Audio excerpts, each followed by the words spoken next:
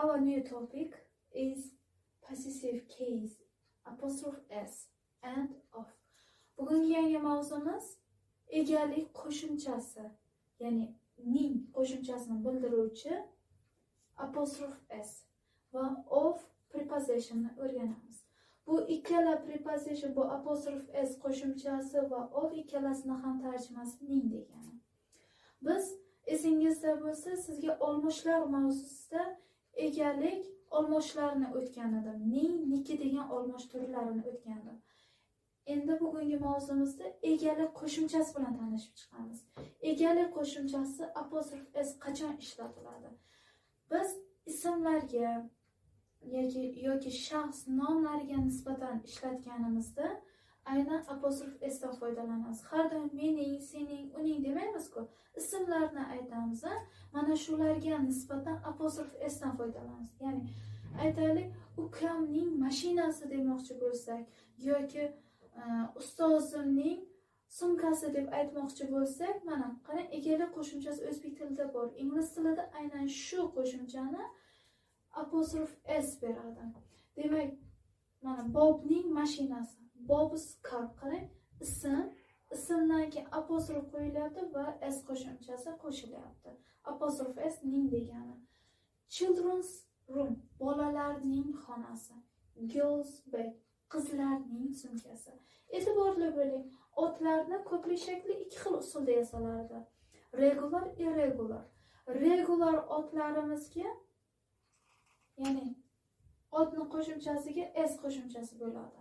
Aynan s qo'shimchasi bilan ko'plik shakli yasalgan otlarni biz possessive case qo'shmoqchi bo'lsak, biz faqatgina apostrofni o'zini qo'shamiz.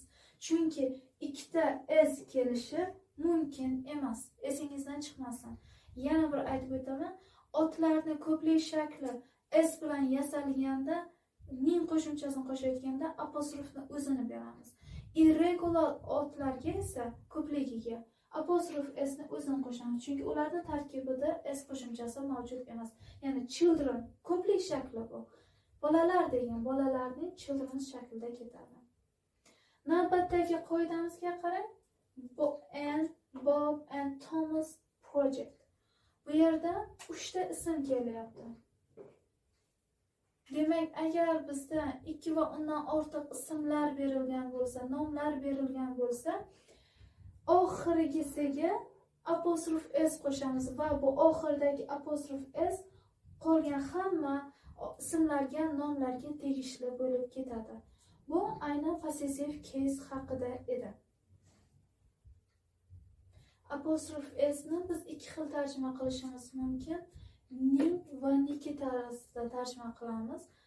Ning deb apostrophe s dan keyingi o'sha apostrophe s qo'shilgan otdan keyin albatta ot kelsa, bu ning deb tarjima qilinadi. Ya'ni nafaqat ot, sifat plus ot shaklida, ya'ni ot yurishi kerak. Esingizdan chiqmasin. Niki deb tarjima qilinadi, ot kelmasa agar apostrophe s qo'shilgan so'zdan keyin. Namunaga qarang. This is Bob's car. Bu Bobning mashinasi. Qarang, car ot ishlatilyapti. Shuning uchun ham apostrophe s qo'shilgan so'z ning deb tarjima qilinyapti. Ikkinchi gapimiz, this car is Bob's. Bu mashina Bobniki. Qarang, ot mavjud emas, shuning uchun ham niki deb tarjima qilinyapti.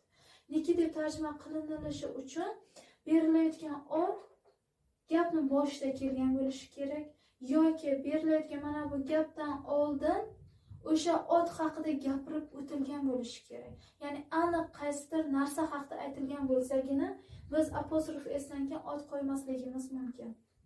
Shundan niki deb tarjima qilinadi. Bu apostrophe s haqidagi ma'lumot edi.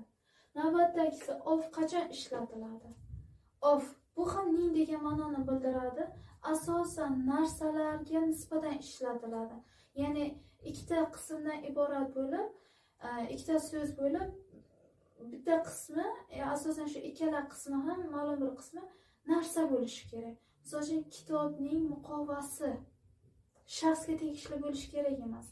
Apostrophe s shaxslarni va hayvonlarni ifodalaydi.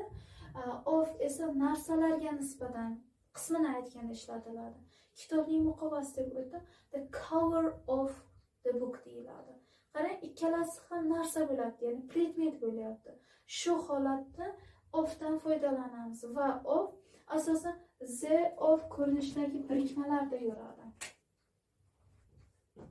The so'z keladi, ot keladi, of va yana ot keladi. The cover of the book. Mana bu ikkinchi so'zni oldidan biz the qo'yishimiz mumkin, agarda aniq bo'lsagina the qo'yamiz.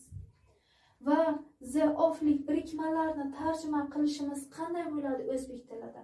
Birinchi o'rinda mana bu yerda turgan otni tarjima qiling. Keyin ningni qo'shasiz va uchinchisi buni tarjima qilasiz. Ya'ni kitob dedimi? The kitob varag'i deymiz. The page boshqa so'z of the book. Qarang. E'tiborli bo'ling.